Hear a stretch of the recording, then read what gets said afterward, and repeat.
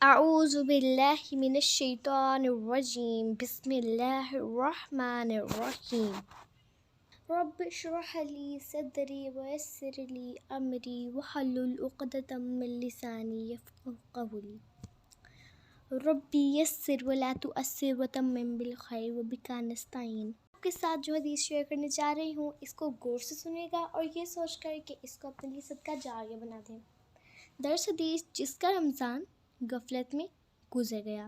سیدنا ابو ہریرہ رضی اللہ تعالیٰ عنہ سے روایت ہے، رسول اللہ صلی اللہ علیہ وآلہ وسلم نے فرمایا، وہ شخص رسوا ہو جائے جس نے ماہ رمضان کو پایا لیکن یہ مہینہ اس کی بخشش سے پہلے گزر گیا۔ مسند احمد حدیث 3668۔ افطار کے وقت اللہ سبحانہ تعالیٰ چاہتا ہے کہ سارے دن کے صبر کی عوض اس کا بندہ اس سے کچھ مانگے اور بندے کے تشنہ لبوں پر اس وقت بھی پانی کی طلب سے زیادہ اللہ سبحانہ تعالیٰ کا نام دعا کی مانند مچل رہا ہو تو اللہ سبحانہ تعالیٰ کتنا خوش ہوتا ہوگا۔ بہت قدردان ہے۔ اس کو خوش کرنے کے لیے بڑے بڑے مارکے ضروری نہیں، وہ چھوٹے چھوٹے آنسو ہمارے چند قدموں، ہماری ادنی سی کوششوں پر بھی راضی ہو جاتا ہے۔ وہ رب ہم سے صرف اخلاص والے اعمال چاہتا ہے کہ ہم بس اس کے لیے کریں، جو بھی کریں اس کے سوا ہماری چاہ کوئی نہ ہو، اس کی رضا کے سوا ہمارا ان اعمال کے پیچھے مقصد کوئی نہ ہو۔ عبادت کے تھکاوٹیں تو اتر جاتی ہیں مگر نامہ اعمال میں اس کا اجر موجود ہوا کرتا ہے، اس لیے ہمیں اس جسم کو خوب تھکانا چاہیے۔ مومن کو چاہیے کہ نیکی کر کر کے تھکے اور تھک کر نیکی کرے۔ پچھلے سال رمضان میں آپ نے جو عبادتیں کیں آج آپ کو اس کی تکلیف اور تھکاوٹ یاد نہیں ہے مگر آپ کے نامہ اعمال میں اس کا اجر موجود ہے۔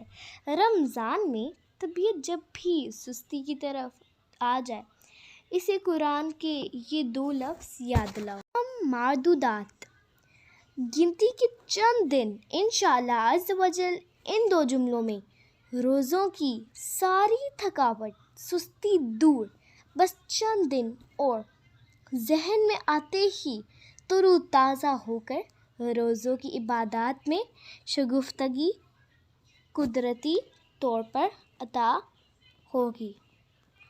آپ کا رب آپ سے بہت محبت کرتا ہے، لوگوں کی خاطر اس کو ناراض نہ کیا کریں۔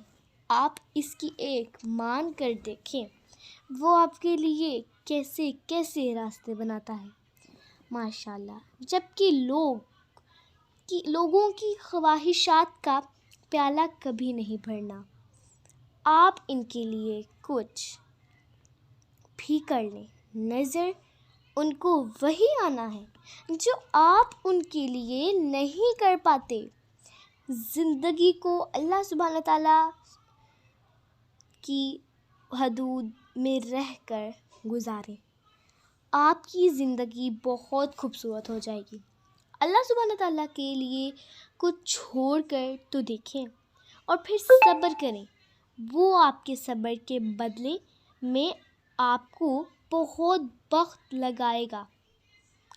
یہ دنیا بھی دھوکہ ہے اور یہاں کے لوگ بھی آپ کا ہمیشہ ساتھ نہیں دیں گے۔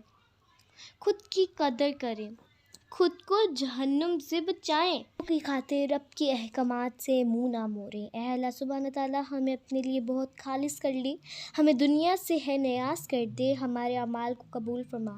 اے اللہ سبحانہ تعالیٰ اس ماہ کی رحمتوں برکتوں کو صحیح معنوں میں سمیٹنے کی توفیق عطا فرما، اس ماہ کا احترام کرنے کی اور زیادہ سے زیادہ عبادات کرنے کی توفیق عطا فرما۔